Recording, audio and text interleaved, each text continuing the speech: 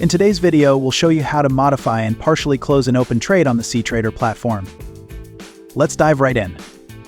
First, let's head over to the Positions tab. This is where you'll find all your open trades. To modify a trade, you can click on the eye icon right here. A new window will pop up, and from here you can check all the details of that particular trade. To modify, just click on Modify in the top right corner of this window. Or you can directly click on Settings icon next to your trade. Alternatively, you can double-click the trade or right-click on it and select Modify Position. Either way, the Modify Position window will pop up. In this window, you can make all the adjustments you need relating to lot size, direction, etc.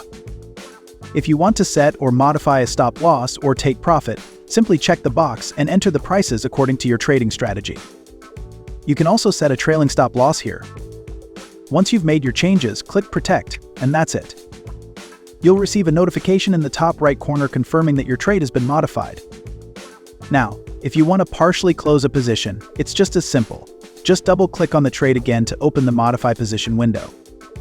Under the quantity header, enter the lot size you wish to close, say 0.1 lots, and then click on this button, and the trade is partially closed. You'll get a notification in the top right corner confirming the action.